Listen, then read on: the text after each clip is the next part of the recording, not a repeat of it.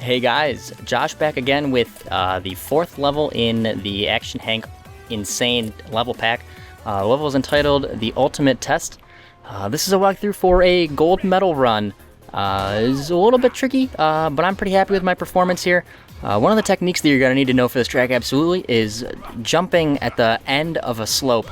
You can see right there I missed it a couple times, but if you're on a linear slope, you're going to need to master that absolutely. And if you are on a curved loop, it'll be a little bit more forgiving. This obstacle took me a few tries, and it's really based on timing, but you should be able to figure it out no problem. And then a few runs here, back and forth up through this couple J shapes here. J for Josh is the best at Action Hank, of course.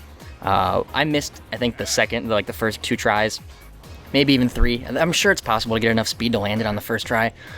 Don't let my attempts fool you, but I was still more than fast enough to get the gold medal, so you should be fine by all means. So let's dig right into this here. Time of 45:47. This is going to be a little bit longer than the last track. First obstacle here, your timing is, just less than a second after you start out. You're going to need to jump and slide down this diagonal slope here. Remembering that tip I told you just a couple seconds ago about jumping at the very end of your slope, you can see on this one I timed it just about perfectly, and that's probably like the last possible fraction of a second you can do it at. You'll jump yet again towards the end of this track here and land in this perfect little loop-de-loop. You're going to slide all the way through, start running at the very end just to catch up some of that lost speed you might have gotten from going up the other side of the loop. And you'll jump yet again right there, and instead of sliding, I don't think I do slide, but you should just run straight up this bad boy. And then you'll have more than enough speed to jump up over onto the next part of the track here. This is a long one. It's kind of long, and there's the entire first, I don't know, half of the track is in slow motion because there's so many obstacles one after another. So here you'll be sliding down. Don't stop sliding, but make sure you're holding right for when you're in the air. You'll jump at the very end. Make sure you land on, obviously you're going to land on the next piece of track. And cutting it pretty close there, but no matter how far down the track you are, you should have more than enough speed to make it onto this next one. And right there is where you would jump again. If you jump any later, you'll see yourself going up in the air, and then you'll hit this slope when it's not flat to the ground, and that's really going to mess you up. So just like the past couple levels, as soon as you flatten out right past that track connector, you're going to jump again, and then jump off this left wall here. Pretty much as soon as you touch it, there's no reason to hang on to it at all, and you'll land right over here on this right side. Looks like I cut it pretty close yet again, but with the speed that I had, it felt like it was totally fine. You guys are used to this obstacle by now. It's just a couple U pieces all together. Jump as soon as you touch, as soon as you're in line with the beginning of that overhang. That's probably the best way to measure it. It's a little hard with the angle of the camera, but it should be all right.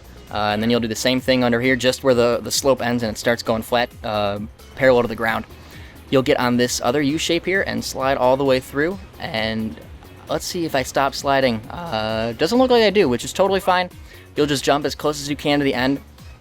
This landing is all about timing. If you can't get it perfectly, you'll probably be okay, but if you bounce off the ledge at all, just scrap and start over. You can enter and try again if you're just trying to beat the bronze time, but if you're going for gold, you can't afford any mistakes like that. So slide all the way through, jump at the very end. That looks like a close call there. And we're going to fly all the way up on top of this bad boy and see what obstacle's coming for us next. Yep, this one's all about timing. So instead of jumping to land in sync with the slope and go all the way down, you're going to forget jumping, you're going to go straight down and start sliding. You're also not going to jump at the end of this slope because the amount of speed that you have to land on the middle platform is perfect just from going down the slope on its own. So you'll run all the way down, and as soon as you hit flat, right after that track connector, probably as close to it as you can, you're going to jump. Hold the jump so you get high enough in the air, and jump yet again right as soon as you land. I don't think I ran it all there. And you'll see me landing pretty close to the end there and jumping as close as you can get, and that'll get you just over the edge here, landing on this diagonal slope here. And again, I didn't jump at the end of this, which I probably should have, but I had more than enough speed, and I think if you do, that's how you'll get enough speed to either clear the first J of these 2 in-sync Js, which might be possible, might not, or you can at least land right in the loop. So I fly right into the middle of that bad boy and jump. You'll see me jump all the way over to the far right side. This is because if you jump straight down, it'll be harder to land on the left side of this obstacle with more precision. So if you're coming around clockwise, it'll be easier to land on the right side because there's so much wall there for you to slide on. So just like the other obstacles that we've practiced in the few other insane levels, you'll jump right as you start to even out or towards the top of the obstacle. But there's a short section there, so your timing would have to be pretty impeccable to get anything that's not somewhere in that zone. After this jump right here, you'll see me clear high enough to go past this, but to build up speed and make it easier for the next obstacle, I'm going to take one more loop. And you'll see me fly out of this one pretty fast and land on the far right side of the next obstacle. I actually might do, yeah, so that's that. I'm going to land on the right side and shoot up the left. Took me a couple tries to make sure this one was perfect, but I didn't want to jump off it and lose a bunch of momentum, so I tried to make sure that I knew I had enough speed before I even tried to clear it. I'll get close. It's not going to be enough, though, and I'll realize right away that I need to go back.